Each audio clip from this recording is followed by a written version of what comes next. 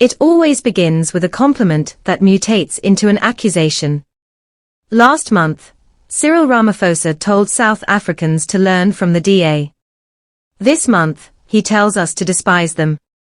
Between those two lines lies the moral biography of a president at war with himself. When he praised DA-run municipalities, he spoke like a reformist, a man liberated from the party line, daring to admire competence wherever it appears. It was a dangerous moment of honesty, one that flickered and died almost instantly. Because soon after, the loyalist re-emerged, the careful comrade who knows that in the ANC, truth is treason. And so, he reversed himself. He declared that the DA's investments in poor communities follow apartheid patterns, implying that service delivery in Cape Town somehow perpetuates racial inequality. He flipped from admiration to accusation, from curiosity to condemnation. The result? A man performing the oldest trick in South African politics, moralizing failure. This is political schizophrenia, a president torn between the truth that modern governance demands and the populism that party survival requires. In one breath he praises the DA for running clean cities, in the next, he scolds them for the same reason. He is both analyst and apologist, speaking the language of reform while dreaming in the dialect of liberation. The contradiction is not personal, it is institutional. The ANC suffers from the pathology of liberation legitimacy, the delusion that moral history can replace moral performance. When your credentials come from struggle, you begin to think competence is optional. Ramaphosa's reversal exposes the tragedy of that delusion. His first instinct, to learn from the DA, was the instinct of a technocrat who recognizes failure.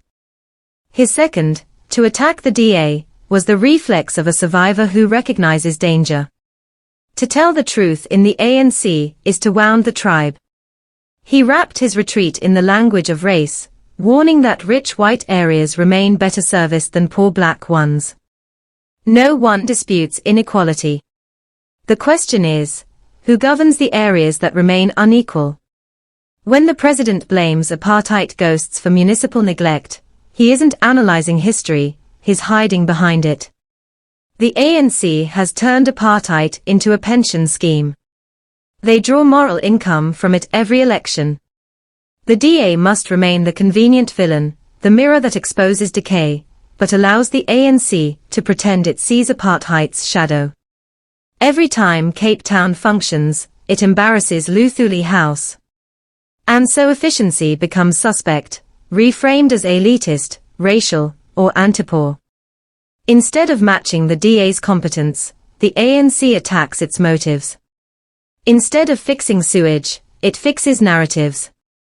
Cape Town's clean streets become apartheid's leftovers, while ANC-run towns crumble under comradeship. This is the theater of moral deflection. The president moralizes what he cannot manage. He turns a managerial question, why do some municipalities work, into a moral debate. Whom do they serve? Ideological nostalgia becomes a shield against empirical failure. Then came the most revealing line, his defense that he relies on two scientific instruments, stats essay and budget analyses.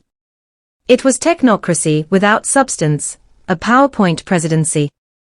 Only a man surrounded by consultants can mistake data for dignity. The poor don't live in spreadsheets. They live in puddles of neglect.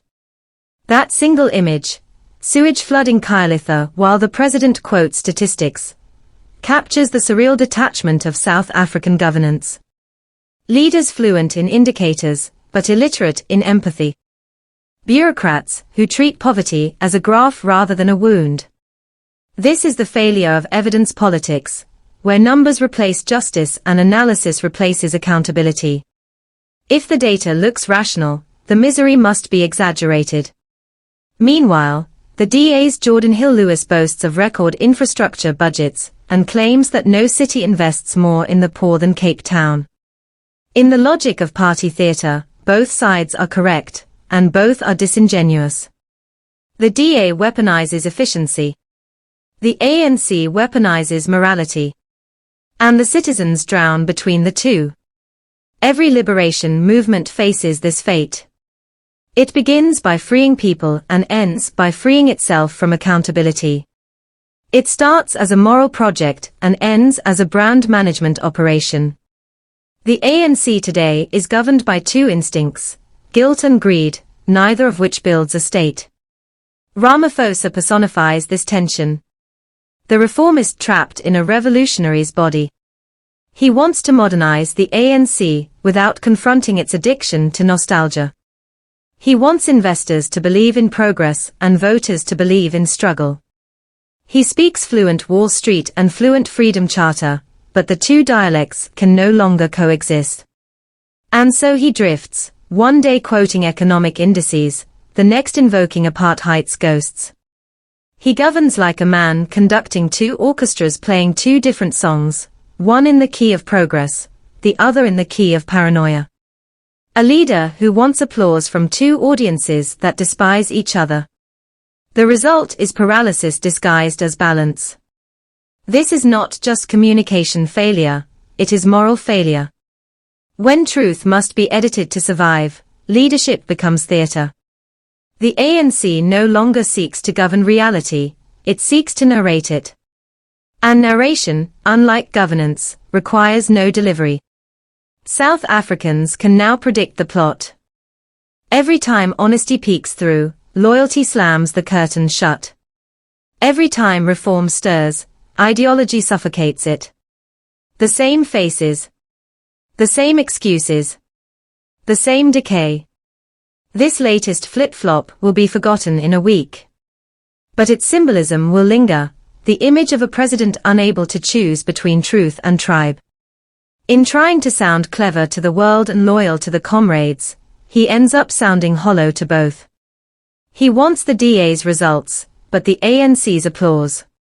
And history rarely grants both.